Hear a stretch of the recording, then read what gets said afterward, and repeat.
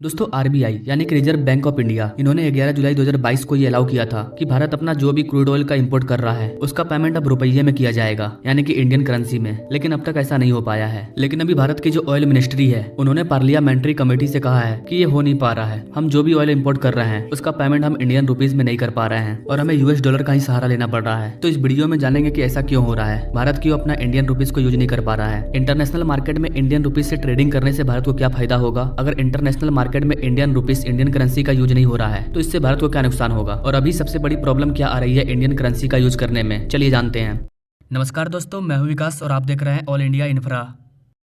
आज भारत जिस भी देश के साथ क्रूड ऑयल का इंपोर्ट एक्सपोर्ट करता है, जो भी ऑयल की ट्रेडिंग होती है, वो सारे कंट्री अपना पेमेंट डॉलर में खोजते हैं, रुपया कोई नहीं लेना चाहता है। इसका सबसे मेन रीजन है इंटरनेशनल मार्केट में डॉलर की पकड़, क्योंकि डॉलर आज के डेट में आपको हर देश में मिल जाएगा, हर कंट्री के पास डॉलर मौजूद है। अगर कोई भी देश किसी भी देश के साथ कोई भी ट्रेडिंग करना चाहता है तो वो इंटरनेशनल लेवल पर डॉलर का यूज कर लेता है। इसका पहला रीजन तो ये है कि कुछ कंट्री ऐसे हैं जो ये नहीं चाहते हैं कि भारत का जो करेंसी है वो ग्रो करे, और दूसरा रीजन ये है कि जो कंट्री चाहते भी हैं कि हाँ हम भारत से इंडियन करेंसी में ट्रेड करेंगे, तो उनके साथ सबसे बड़ी प्रॉब्लम ये होती है कि अगर वो हमारे करेंसी में ट्रेडिंग करते हैं, अगर वो इंडियन रुपीस को लेते हैं तो वो उसका यूज इंटरनेशनल लेवल पर नहीं कर पाएंगे। अगर उनको इंडियन करेंसी का यूज करना है तो उन्हें भारत से ही ट्रेडिंग करना पड़ेगा। फॉर एग्जांपल, हमने रशिया के साथ 50 बिलियन डॉलर का ट्रेडिंग किया, जिसमें से 40 बिलियन डॉलर हमने इंपोर्ट किया और 10 बिलियन डॉलर का एक्सपोर्ट किया। मतलब अगर हम रूस से ट्रेडिंग करते हैं इंडियन करेंसी में तो 40 बिलियन यूएस डॉलर के बराबर हमें इंडियन करेंसी रशिया को पे करना होगा। अब सवाल आता है कि इतने सारे इंडियन करेंसी का रशिया यूज कहाँ करेगा, क्योंकि भारत के साथ वो इतना ट्रेडिंग कर नहीं रहा है। 40 बिलियन डॉलर उसे फिर भारत लेकर के आना होगा, जबकि रशिया का जो भारत के साथ ट्रेडिंग है वो मात्र 10 बिलियन यूएस डॉलर कर रहा है। ऐसे में रशिया के पास 40 बिलियन यूएस डॉलर बच जाता है इंडियन रुपीस, जिसका यूज वो इंडिया के अलावा कहीं और नहीं कर पाएगा।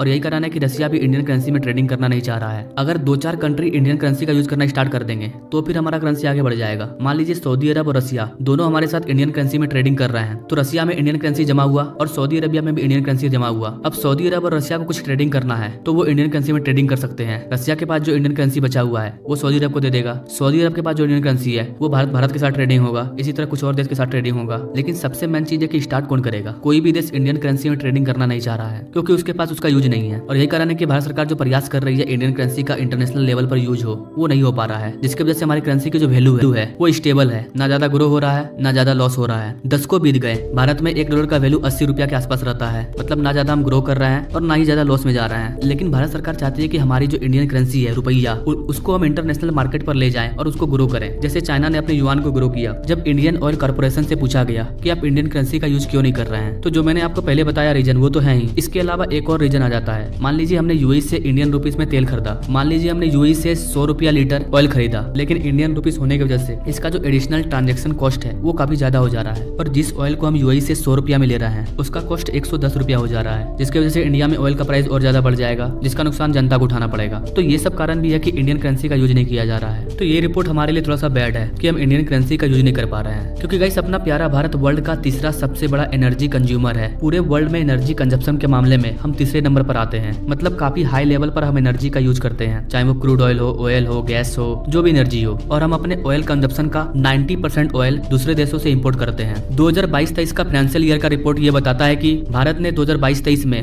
232.7 million ton crude oil import किया था, जिसका वैल्यू जाता है 157.5 बिलियन यूएस डॉलर। अगर ये ट्रेडिंग इंडियन रुपीस में होता तो इंडियन करेंसी की जो वैल्यू है वो इंटरनेशनल लेवल पर बढ़ जाती। लेकिन हम इंडियन करेंसी का यूज नहीं कर पा रहे हैं। ये तो अगले साल का रिपोर्ट था। अभी इस साल सिर्फ अप्रैल से नवंबर के बीच में भारत ने 152.6 मिलियन टन क्रूड ऑयल को मंगाया है, जिसका वैल्यू जा रहा है 113.4 बिलियन डॉलर। मतलब भारत का जो ऑयल खपत है वो लगातार बढ़ता जा रहा है। और चूंकि हम इतना ज्यादा क्रूड ऑयल को मंगाते हैं भारत में, क्रूड ऑयल ही एक ऐसा जरिया था जिसके जरिए हम अपने इंडियन करेंसी को आगे बढ़ा सकते थे इंटरनेशनल मार्केट पर, लेकिन अब वो भी नहीं हो पा रहा है। अपने प्यारे भारत का एक दिन का जो ऑयल कंजप्शन है वो 5.5 मिलियन बैरल है पर डे का, जिसमें से 4.6 मिलियन बैरल ऑयल हम दूसरे देशों से मंगा रहे हैं पर डे, जो कि 10% है पूरी दुनिया का ऑयल ट्रेडिंग का। तो गैस ये कुछ रीजन थी जिसकी वजह से हम अपने इंडियन करेंसी का यूज नहीं कर पा रहे हैं ऑयल के ट्रेडिंग में। आई थिंक गाइस अब इन सारी चीजों को समझ पाए होंगे। अगर इससे रिलेटेड कोई बिग अपडेट आता है, क्योंकि अब आगे देखने को मिलेगा कि सरकार क्या करती है इंडियन करेंसी को आगे बढ़ाने के लिए, तो कुछ अपडेट आता है तो उस पर मैं एक सेपरेट वीडियो ला दूंगा। Now thank you for watching. मिलते हैं अगले वीडियो में एक नई जानकारी के साथ, तब तक के लिए जय हिंद।